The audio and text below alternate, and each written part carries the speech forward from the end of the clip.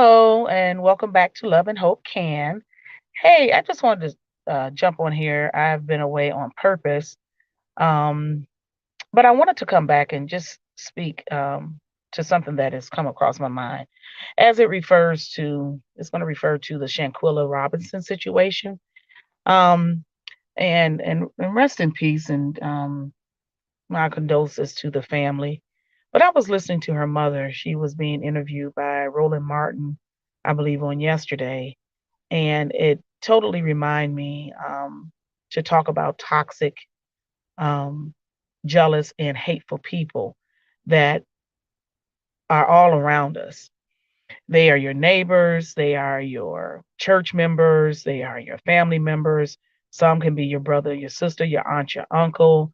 You just have so many different people that plays different roles in your life.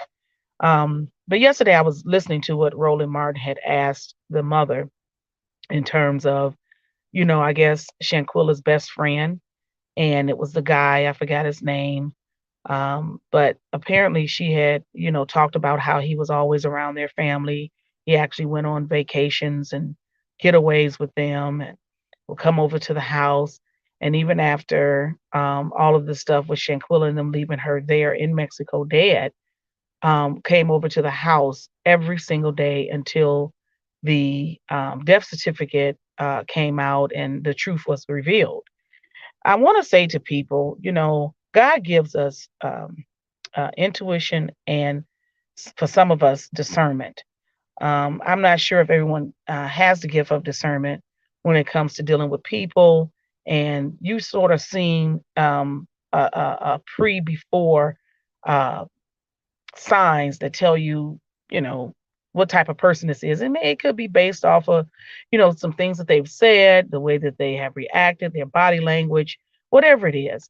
But, I'll never forget when I was in college and I had come home for a weekend and my friend had told me, well, she asked me, she said, Trina, let's go to what it used to be called a cabaret back in Detroit, and everything in my body told me not to go. And so she was like, "Please, I'm not going to go by myself." Da da da. And she literally begged me to go. And I told her I didn't feel like going, and I just something just telling me not to go. I went against my intuition, and but something kept on nagging at me, and I parked my car. Some said, "Park your car over here by this door." That was a part of the building, and I forgot. I think it was either 7 Mile and Conant or 7 Mile and what was it? The Coin, not 7 Mile, well, Mound or something. And it was a little club. I guess it was a hall that you can rent out. It was next to, I believe, a gas station. And came in, you checked and all that good stuff. They check your purse. They, check everything and pat you down. And so I never forget. Uh, the hairs on my arm stood up and my neck. I just got chills, and it was something kept nagging me. And when I got into place, something said, "Go and sit by the exit door." And I told my friend, I said, "If I'm going to stay here, I'm sitting by the exit door." Come to find out, it wasn't 5 minutes later. We're sitting in this place, and all of a sudden, it was some chaos at the front door, and all you heard was bottles breaking and shots going off. And I will never forget, I had to get down and almost crawl. And thank God I was sitting over there by the exit door. And this is how I feel God saved my life that night. First of all, I was disobedient and I didn't listen to my intuition. And we all have intuition that God gives us. And it is, it is always some hesitation for something that is not going to go in your favor. And it says, no, no, it's a voice clearly that you hear. But I disobeyed and I didn't listen. But thank God that night I parked right by that door. I didn't know that was the door that I parked at. I've never been in this building or anything. And I was the first person out that door. And I thank God for it because that night two people got killed in that club or that building. And I'll never forget. And I told her, don't you ever ask me to go out to any other place. I'm never going to go out to any more cabarets, no more parties. And I totally kept my word. I mean, I thank God. And I always said I would never be in amongst a crowd of people like that again. Especially, I didn't know anybody. I went with her because her friend invited her, but she didn't want to go by herself. But I had all the clues of telling me not to go, and I disobeyed what I felt in my spirit, in my soul, and the cold. I mean, it was not like a chill, but it was sort of like a, you know how you get, well, sort of like chills and just the hair standing up on you, not to go. It was that strong for me. Well, all that to say, I never forget. And listened to the video regarding Shanquilla, and I believe it was her cousin who said that she had FaceTimed her. And she had shared with her cousin Shanquilla when she was over in Cabo that she didn't even want to go, that she didn't feel like, the only reason why she was going is because they couldn't pay for the Airbnb. And so they needed her to go, and she didn't feel comfortable. She was going because of her best friend. Friend. So that's where we are. And I'm just saying, she felt like she had some hesitancy there. Then when she got there, it was so many people that was against her. You can see when on the different videos, she was often by herself. You know, and it was another person that I listened to who actually pointed that out. And I went back to some of the videos. It was two videos that was out, and or three, and it shows where she's always going to them. And then you see them in a room crowded up together.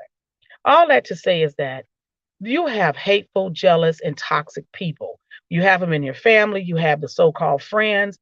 And I want to say to you, for people who cannot congratulate you at where you are on anything, even call and wish you a happy birthday, um, to even say that, oh, yeah, I got a promotion on my job, I got this, I'm gonna get me a new car, I'm gonna get me a new truck, something, I'm moving out of an apartment, I am going to move into my home, and and people do not congratulate, oh girl, congratulations. You can tell the difference. And so I'm saying to you, you need to, reevaluate what you have in your life. Life is too short. And I'm sure if Shanquilla had to do it all over again, and I don't know, I'm sure she wouldn't do it, according to what her cousin has said in terms of just where she was and didn't want to be there on the trip. But I'm saying to those of you within my listening voice, evaluate the people that's in your life. I don't care whether it's family, co-workers, neighbors, anything. You get a feeling that God gives you about being around somebody. It's something that's off. It's something that's telling. And I'm saying to you, do not ignore it. Do not go places with people like that.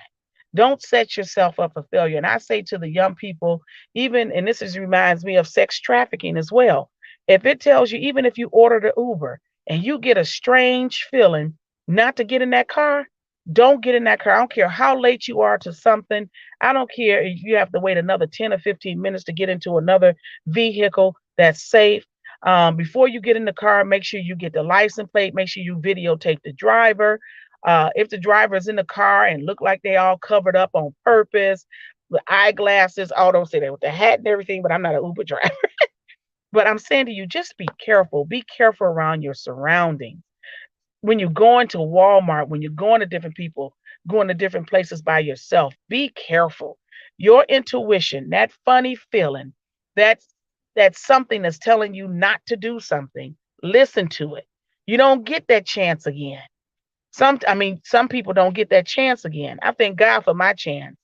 But I'm saying to you to please, please pay attention to your surrounding and people who you have in your circle. You know the bitter people. You know they're in your family. You talk about them. They was at your Thanksgiving table. People you hated to see to walk through that door.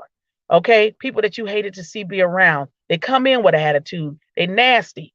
They got funky ways. Nothing is ever good. Nothing is ever pleasant. The sun is always black in their eyes. Okay, you get what I'm saying? Just be careful. With that being said, have a wonderful and blessed day and keep your head up. Peace and blessings. Bye.